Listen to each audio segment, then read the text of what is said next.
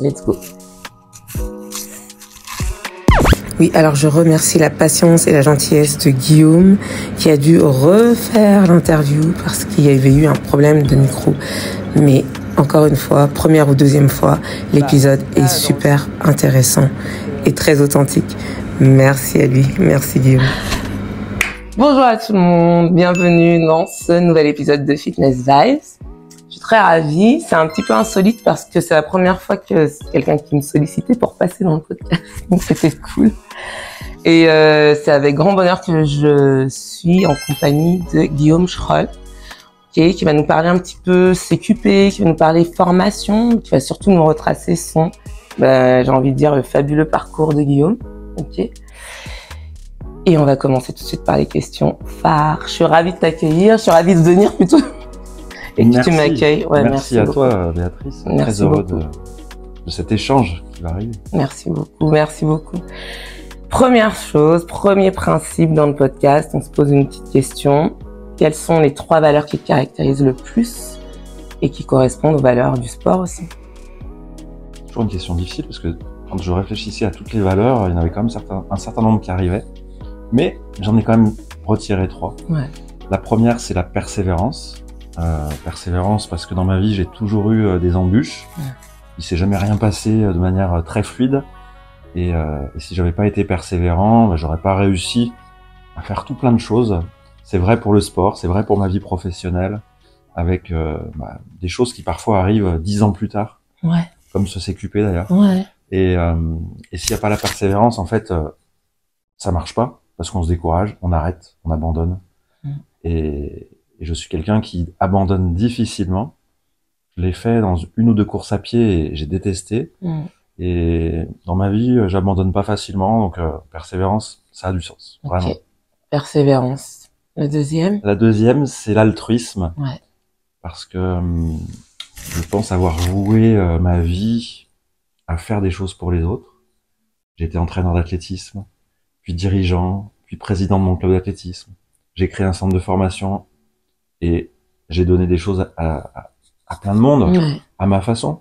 Je suis pas parfait, mais par contre, j'aime donner aux autres. Et je pense qu'on est dans des métiers, le coaching sportif, si tu n'aimes pas donner aux autres, ça marche pas. C'est impossible. Ça se voit tout de suite et ça peut pas fonctionner. Donc, même si on a tous besoin de choses pour soi, le fait d'avoir envie de donner aux autres, c'est un truc qui est un fil rouge dans ma vie. Donc, c'est une valeur que je défends et que je mets en application aussi. Bien la mise en application, quand même. C'est mieux. La troisième, c'est l'espérance. Ouais. L'espérance parce que je pense que dans une vie sans espoir, ça marche pas. On a beaucoup de signaux négatifs dans notre société, des angoisses par rapport à plein de choses, le climat, la politique. Et si on se laisse enfermer dans ces pensées négatives, en fait, on nourrit nous-mêmes des pensées négatives. Donc, l'espérance, c'est ce qui te permet d'avancer. C'est ce qui te permet d'accepter aussi certaines situations, un deuil, une difficulté.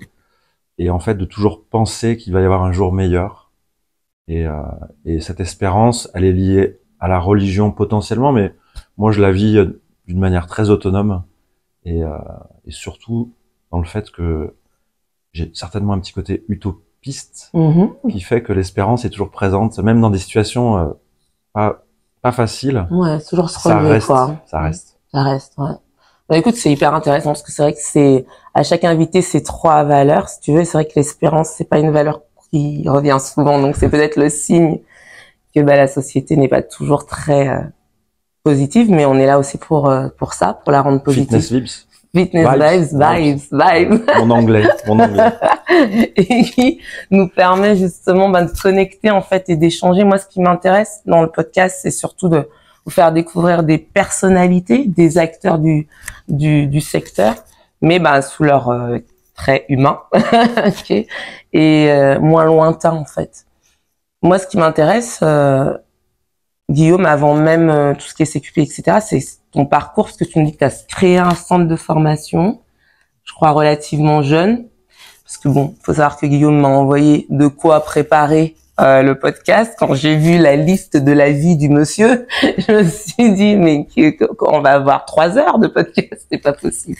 C'est vrai que je peux pas tout raconter. Dis-moi. Mais non, en fait, déjà le sport a toujours été un point fondamental dans ma vie. J'ai toujours fait du sport dès le plus jeune âge, beaucoup de sports différents. L'athlétisme a été le sport marquant parce que je me suis entraîné des années, j'ai atteint un bon niveau. Ouais.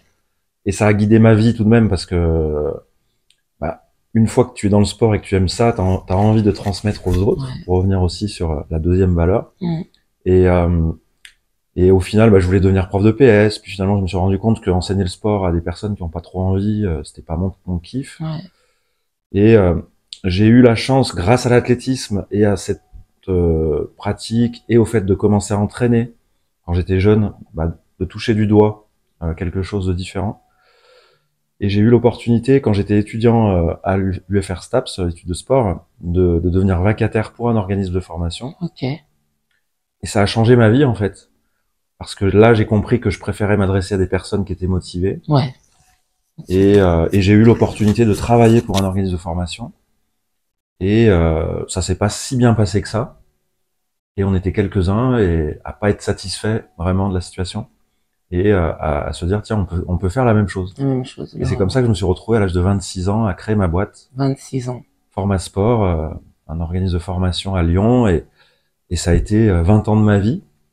Et pendant ce temps, j'ai quand même fait d'autres trucs, mais ça a été quand même un maillon fort de tout ce que j'ai fait. Ouais. Et encore aujourd'hui, même si le centre de formation n'existe plus, je suis toujours dans la même trajectoire. Et ce que j'ai fait, même si c'est pas facile quand tu as une boîte qui ferme, ouais. ça découle de cette trajectoire. Et je continue d'une autre manière, mais pour moi dans le même sens. Ok, donc persévérance, mais aussi beaucoup d'audace, parce que comment on gère en fait quand on est aussi jeune, tu vois, cet art du rebond, créer quelque chose, etc. Est-ce que ça c'est quelque chose que tu as toujours eu ou je pense que j'ai un côté un peu artiste, un peu créateur, et ça s'est traduit par plusieurs choses. J'ai monté, je sais pas, au moins 5, 6, 7 associations différentes dans des secteurs différents. J'ai fait un peu d'humanitaire, j'ai fait du sport, j'ai créé une course. Enfin bon, bref, j'ai fait plein de trucs, et je pense que j'aime bien partir d'une page blanche et avoir cette vision de ce que ça peut devenir et le mettre en place. Quand tu crées une entreprise, quand tu écris, quand tu... parce que tu as écrit quand même... tu peux nous dire que tu as écrit quand même des bouquins, et ça, on en reparlera encore après. Ouais, ça fait partie de cet ensemble un peu... la page blanche. Et puis qui rend mon parcours un peu atypique. Oui. Parce que j'ai réussi à écrire des romans dans une vie très chargée déjà. Oui, déjà. Et ça fait mon personnage, en fait. Donc je suis à la fois dans une trajectoire finalement assez fluide, mais avec tellement de passages différents. J'ai eu plusieurs vies déjà. Déjà. C'est top. Franchement, moi, je trouve ça super intéressant parce que là, on sort vraiment. Bon, on en reparlera tout à l'heure de ce côté, le sportif, il sait faire que du sport.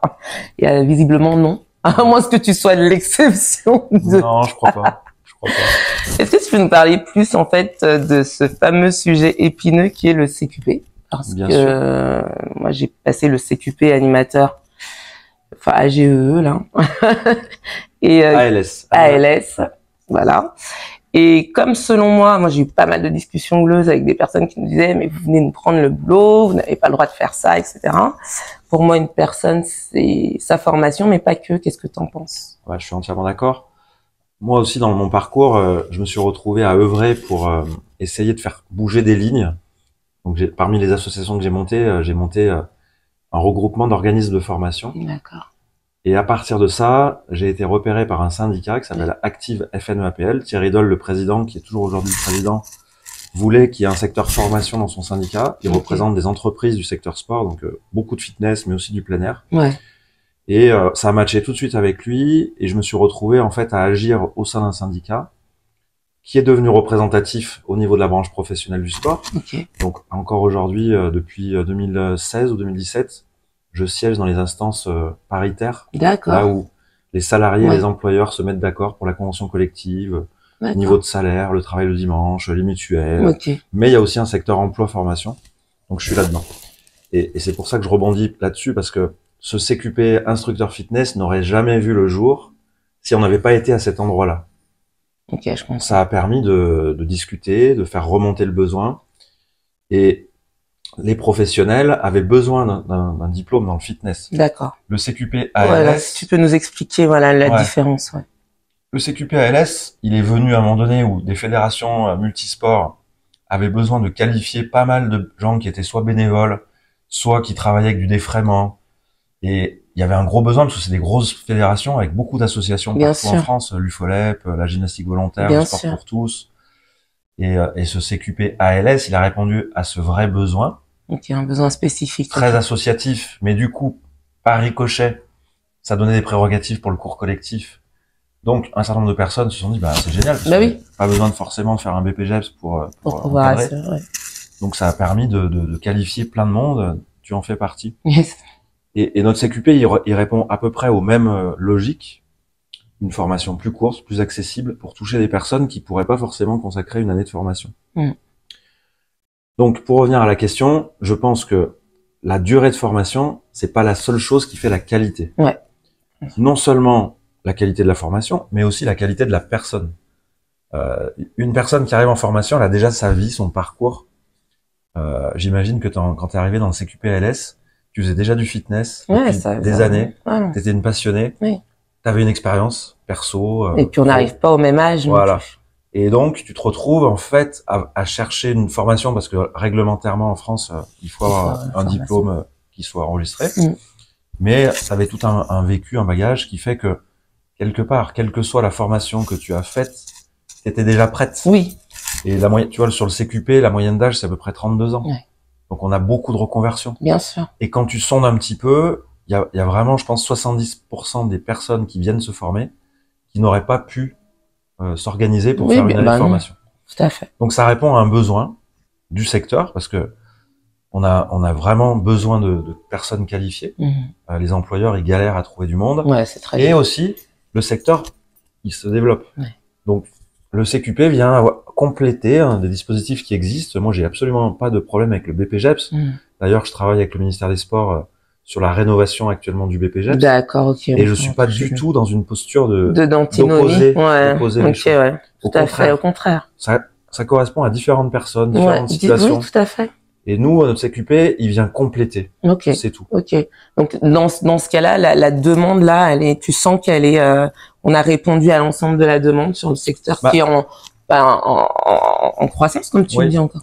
Alors le CQP instructeur fitness, il est très jeune. Ouais. Il a été validé officiellement en mai 2022. Ok.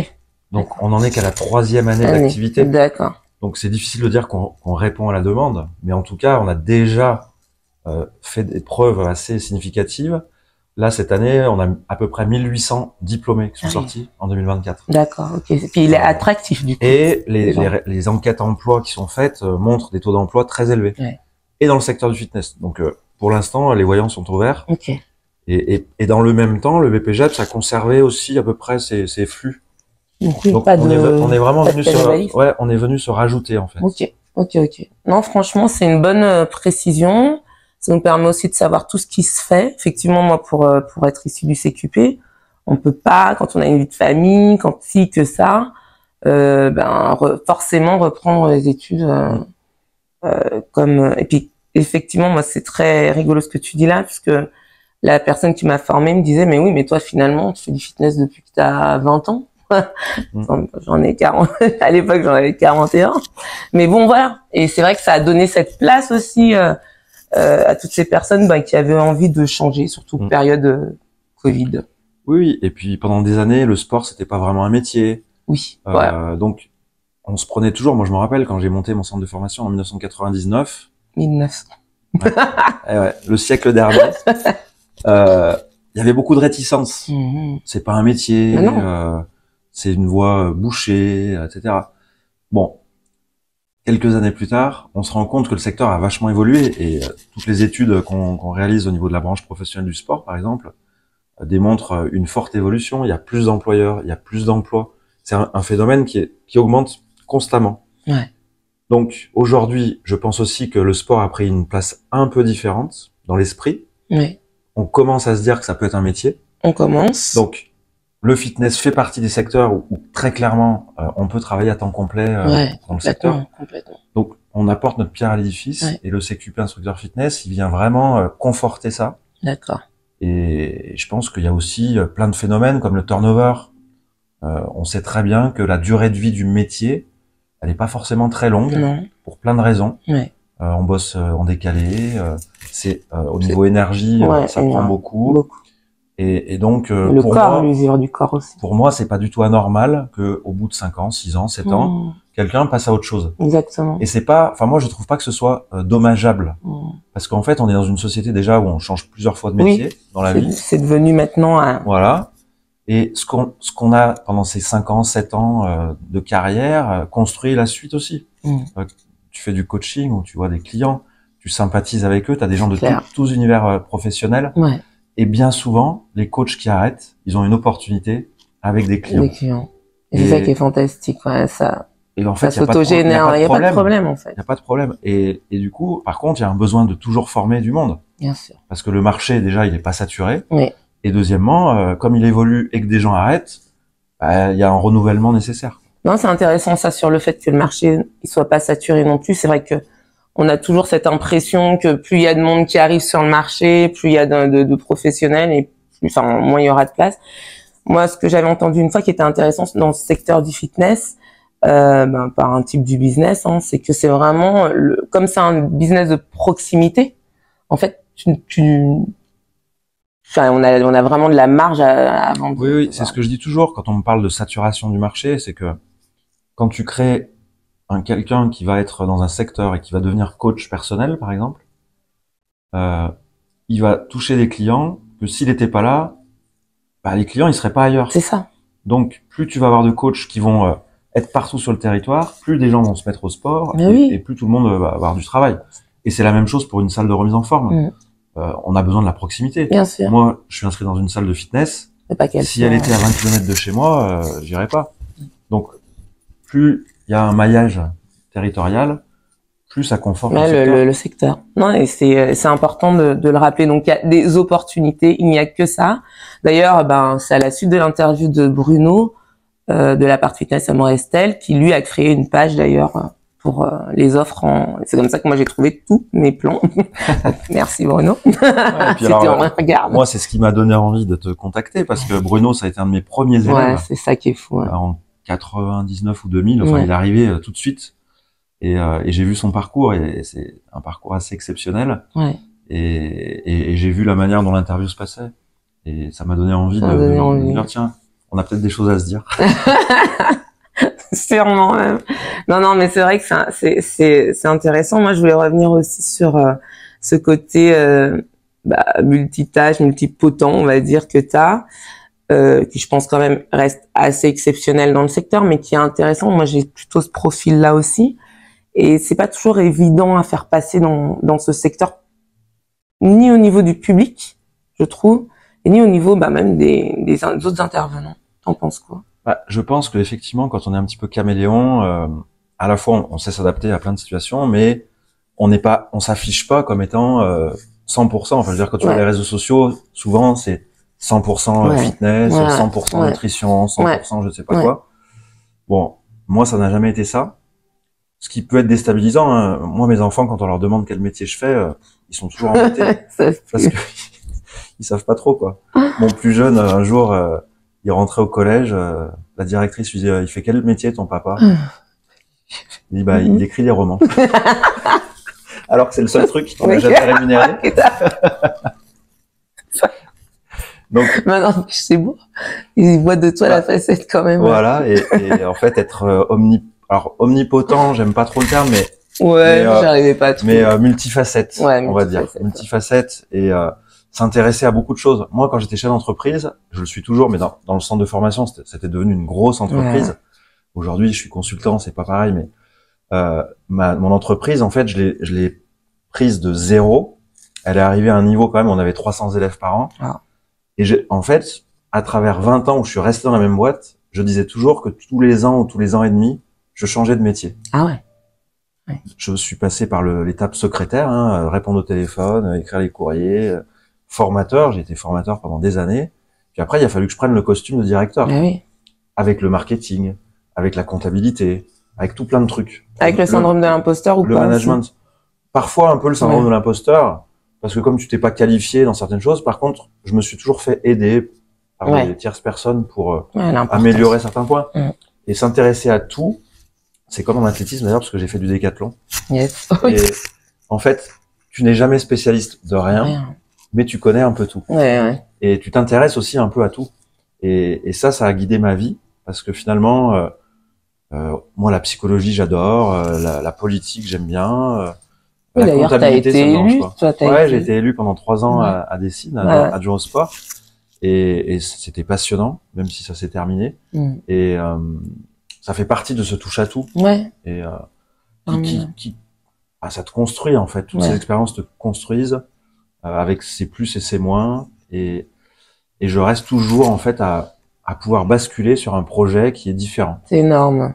Et ça, c'est toujours avoir le projet, le truc qui te fait avancer. Et moi, je voulais en parler là parce que je trouve que c'est hyper inspirant, hein, dans une société où justement tu disais qu'on est toujours surtout ici en France, on est ultra cloisonné, étiquette. Voilà, et c'est vrai que d'en sortir et d'avoir des figures qui nous montrent que c'est possible en fait de pouvoir toucher un petit peu à tout en étant tout en faisant sérieusement les choses sans que ça soit bâclé. Je trouve que c'est inspirant, que c'est bien de le dire aussi. En ce qui concerne le secteur, moi je reviendrai aussi dessus, c'est par rapport à l'étranger, toi qui as sûrement dû voyager pas mal. Comment ça se... Parce que moi, je trouve qu'en France, quand même, il y a un problème avec le sport. Et je trouve que c'est encore un peu trop lent à avancer à ce niveau-là. Alors, il y a des paradoxes en France, mais alors, déjà, on est un pays qui réglemente l'activité sportive dans son encadrement. C'est un des seuls pays en Europe et au monde à avoir une telle réglementation. Dans les autres pays, en Europe en particulier, une société qui fait du fitness, elle peut embaucher qui elle veut. Alors, avec ses plus et ses moins, parce bien que sûr. Des fois, les employeurs, en fait, ils ont besoin aussi de garanties. C'est assez rare qu'un employeur embauche quelqu'un qui est mauvais. Il va être testé, donc ça tombe. Ça arrive, hein. Ouais, ça arrive, même en France. C'est pas le diplôme qui fait. Mais le marché ailleurs est plus fluide parce que il y a moins de réglementation.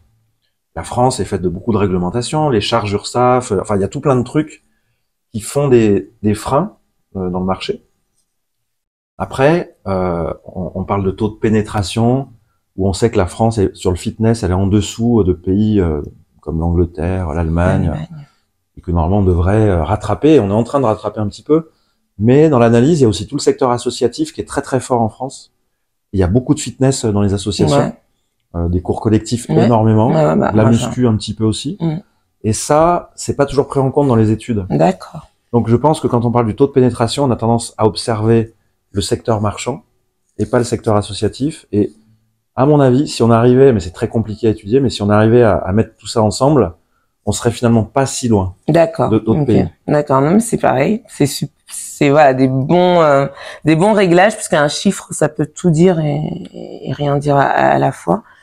Mais en ce qui concerne quand même la mentalité, moi j'aimerais tellement que vous vous mettiez au sport. Non, non mais oui. Parce que ça apporte tellement de choses. On le sait aussi sur la santé, les liens avec la santé mentale, etc. aussi. Qu'est-ce que t'en penses de ce côté Moi j'ai un petit souci juste avec le côté sport santé, l'appellation. Je trouve que c'est un petit peu marketing, mais parce que pour moi le sport c'est la santé. Mais qu'est-ce que t'en penses? Je crois qu'il y a un virage qui est en train de se prendre, vraiment. Alors ça prend du temps, c'est pas facile parce que les professionnels de la santé, ils ont leur marché entre guillemets, ils ont leur savoir-faire et c'est pas nous qui allons devenir médecins. Non, c'est pas ce qu'on cherche à devenir. Exactement. Mais il y a un rapprochement qui est en train de s'opérer. Il est pas si facile. Il y a encore des résistances, du manque de connaissances aussi, des compétences que peuvent apporter les coachs sportifs. Mais petit à petit, ça commence à arriver. Nous, notre syndicat actif, par exemple, FNE-APL, on travaille là-dessus. On s'est rapproché des professionnels de santé. Au niveau gouvernement, il y a des choses que l'on fait pour essayer de démontrer que quelqu'un qui est en forme va coûter beaucoup moins cher à la société et que en plus après cette phase Covid, il y a eu quand même des gens qui ont complètement arrêté de tout faire. On a un gros problème de sédentarité, les écrans ça arrange rien. Donc on est une partie de la solution et donc on doit aussi travailler pour aller dans ce sens. Donc il y a des labels sport santé qui existent. Nous on travaille là-dessus. Il y a des commissions dans mon syndicat, commission sport santé, avec des personnes qui essaient de vraiment faire avancer. Bien sûr. Et je suis persuadé que le fitness, avec ses 6000 salles, 6000 salles. À peu près, hein, enfin. Oui, enfin, l'ordre de grandeur, mais, on a tout ce qu'il faut pour contribuer. Sans être contre le secteur associatif. Tout le monde est complémentaire, mais on contribue fortement. Et en plus, je trouve que dans les salles, le public qui vient a changé. Alors ça, c'est intéressant. Parce que ça, c'est un gros frein. À la remise en forme, c'est cette image de la salle de sport. Déjà, il y a plein d'enseignes différentes. Aujourd'hui, c'est vrai qu'il y a beaucoup de franchises. Chaque franchise a un petit peu son identité, qui va pouvoir correspondre à toi pour certains et puis à d'autres pour d'autres. Et je trouve qu'à la fois, il y a un rajeunissement. Donc, bon, l'effet Instagram, les jeunes, aujourd'hui, aller pratiquer le fitness, ça fait partie presque de quelque chose de normal. De normal, mais c'est plutôt alors qu'avant, on disait, voilà, il faut pas faire de muscu. Et c'est en train de changer. Et aussi, de l'autre côté, soit des personnes âgées, soit des personnes en surpoids, qui osent franchir la porte de la salle. Qui voient qui ont leur repère aussi. Voilà, parce qu'en fait, au final, personne se juge. Personne n'a le temps. Voilà. Donc, je pense que notre secteur, il s'est beaucoup ouvert depuis quelques années. Ah, ça, c'est chouette, vraiment. Et que, parce que le sport santé, il faut aussi savoir qu'est-ce qu'on met derrière. Alors, pour moi, le sport santé, c'est très global, mais souvent, le sport santé, c'est le sport sur ordonnance. Oui, voilà. Qui est encore autre chose. Voilà. Le sport sur ordonnance, ça commence à arriver, il y a des mutuelles qui prennent en charge. Génial. Donc, pour moi, notre secteur et la qualité de notre secteur ne pourra pas faire sans le sport santé. Bien sûr. Ok. Non, ça c'est ce côté complémentarité en fait. Moi, on avait parlé avec Madame Nubléfort que j'avais reçue sur un des podcasts de la ville de Lyon, et on se disait mais en fait, il faudrait fédérer. Alors moi, je suis toujours dans les trucs. Il faudrait faire des colloques, etc. Parce que avec des personnes comme toi et des gens qui viennent en fait se relier. Et comme pour bien comprendre qu'on fait partie quand même de la chaîne en fait. Mais ça existe déjà. Moi, quand j'étais élu, j'ai participé justement à un colloque qui était organisé par les Hospices civils de Lyon, qui s'appelait Bouge.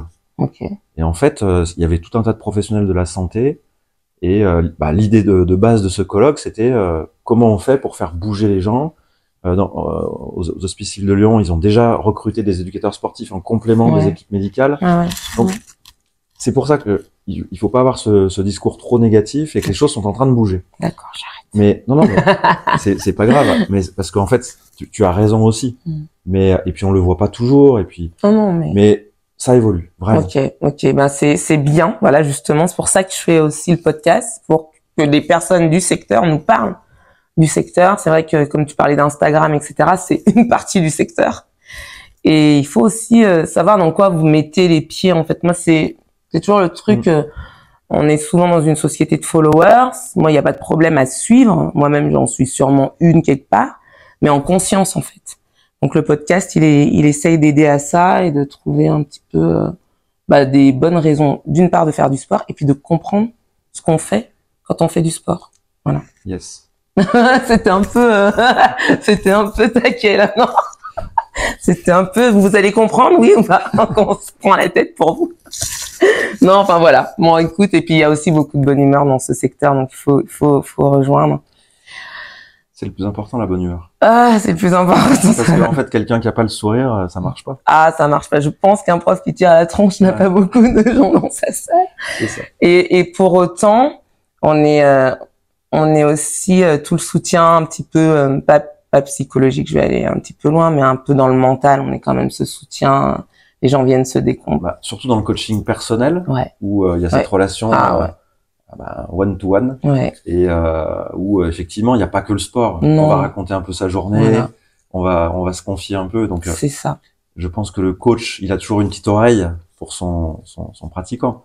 et que le pratiquant, parfois, ce qu'il vient rechercher, c'est peut-être pas toujours ce qu'on croit. C'est exactement ça. Et bon, bien sûr qu'il y a le sport, il y a le fait d'être en forme, puis chacun a ses objectifs. Mais il y a aussi le côté, j'ai un coach, je crée une relation avec le coach. Ouais, et ça, c'est hyper important. C'est vraiment... Et ça s'apprend pas non plus trop. Non. Tu as beau avoir des super connaissances en physiologie ou en anatomie. Si t'as pas l'empathie. Si tu fais la gueule, ça ne marchera pas. Donc, c'est des petits compromis qui se font et je crois que, la qualité numéro 1 pour moi, c'est le savoir-être. Ouais. Et le savoir-être avec toi et les autres. Non, tout à fait. Mais écoute, franchement, c'est un bonheur en fait d'avoir toujours des éclairages différents, de sentir aussi des gens passionnés parce que ça fait longtemps que tu es dans le secteur, donc sans vouloir t'offenser. Non, je plaisante, mais c'est pour dire que c'était le siècle dernier, donc ça fait longtemps. Mais d'avoir des gens qui sont passionnés, moi c'était aussi l'idée de rencontrer, parce que moi je me nourris aussi de ce qu'on m'apporte, et c'est vrai que d'avoir toujours cette ferveur là, comment on maintient ça? Déjà, moi j'ai une chance, c'est que je suis arrivé dans le secteur du fitness presque par accident. Ok. C'est-à-dire que moi mes sports c'est l'athlétisme, la course à pied, le vélo, j'étais souvent à l'extérieur, et la seule fois où j'ai fait vraiment de la musculation pendant quelques années, c'est quand j'étais sportif de bon niveau et que je faisais de la musculation qui venait servir un projet d'athlétisme, mais j'étais pas forcément dans le fitness entre guillemets. Et puis après, comme j'ai monté mon centre de formation et que le secteur du fitness était un des secteurs majeurs, je me suis retrouvé à fréquenter toujours les salles, puisque on avait des stages en entreprise. Moi, je visitais les entreprises, donc j'étais dans toutes les salles de fitness de Lyon, Saint-Étienne, Grenoble, Annecy. J'en ai fait une tonne. Dans le fitness. Donc, je connaissais le secteur sans être un pratiquant assidu des salles. Ça m'a permis aussi de garder une forme de recul professionnel, pour pas rentrer trop dans les effets de mode, pour garder finalement une certaine indépendance, à la fois de pensée, d'action. Mais j'ai toujours été à côté de ce secteur et toujours un peu à l'intérieur. J'ai toujours entendu ce qui s'y passait. Donc petit à petit, ça a aiguisé ma connaissance du secteur du fitness. Maintenant, avec le syndicat, avec le CQP instructeur fitness, là par contre, oui, je connais plein de groupes de franchises que tout le monde connaît, avec des discussions avec les patrons, avec les enjeux, les besoins. Quand on a monté le CQP fitness, c'était écouter les besoins. Donc j'ai rencontré tout plein de gens, et aussi des secteurs indépendants, enfin des salles indépendantes, des coachs, etc. Donc j'ai aiguisé ma connaissance du secteur, en particulier pour que ce CQP instructeur fitness, il soit totalement en adéquation ou le plus possible avec les besoins.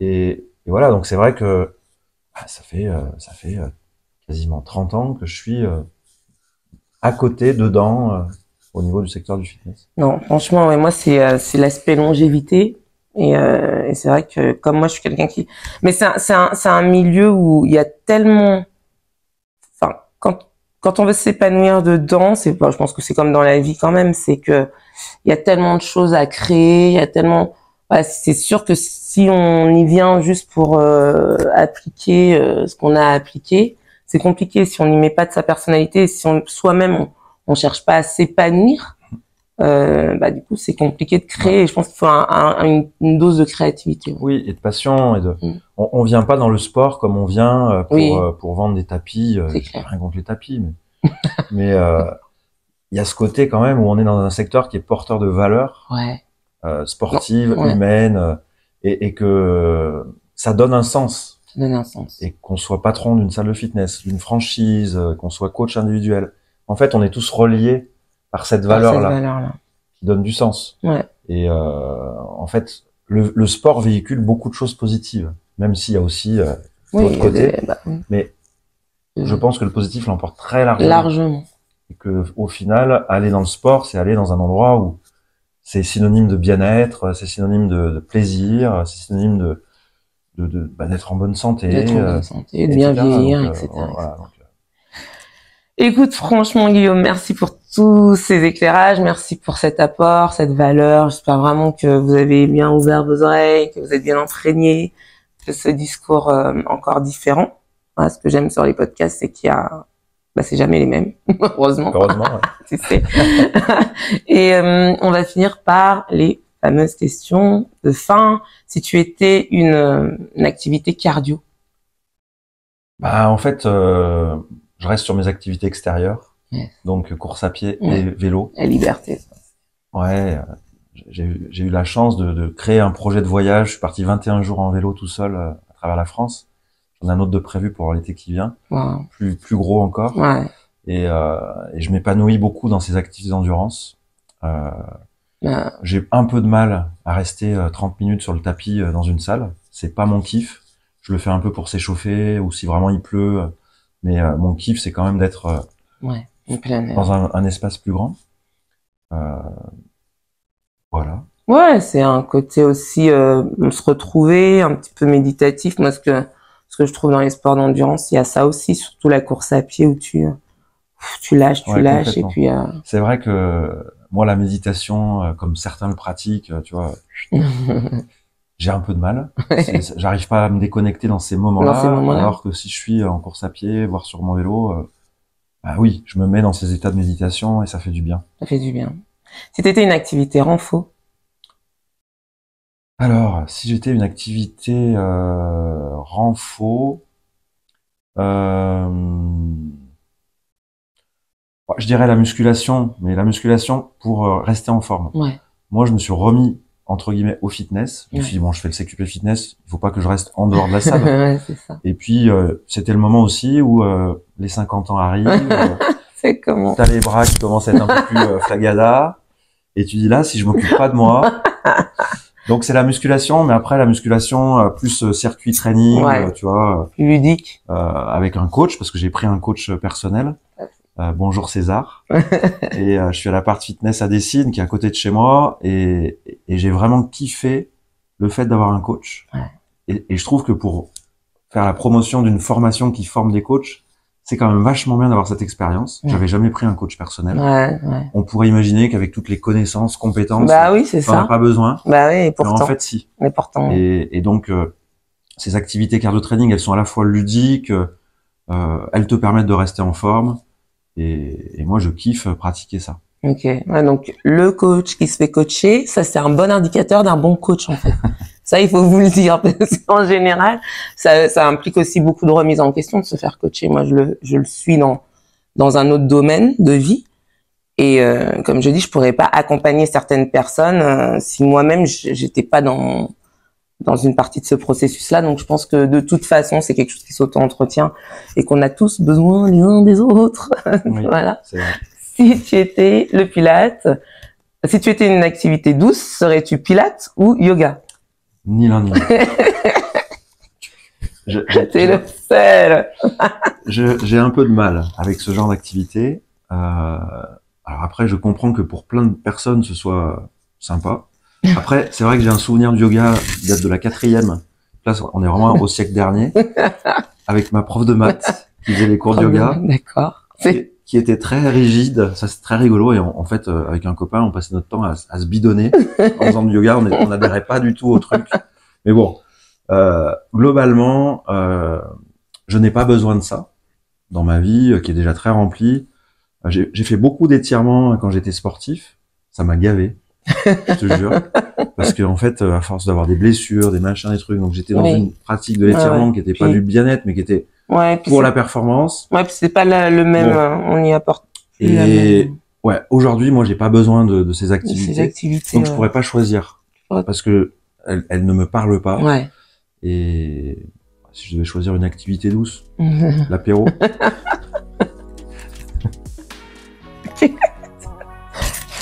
Mais respect, que je dis. Vous effacez la dernière partie, là, nous on est là ou pas. Parce que dans la vie, il faut aussi des fois débrayer. Donc, moi, c'est vrai que je sais bien débrayer. Mais ça n'empêche pas de faire le boulot sérieusement, de faire du sport. Et voilà, c'est pas non plus antinomique. C'est pas antinomique. En tout cas, moi je te remercie pour tout ça, pour ce bon moment passé. Si tu avais quelque chose à ajouter, ce serait quoi? De te souhaiter le meilleur pour ce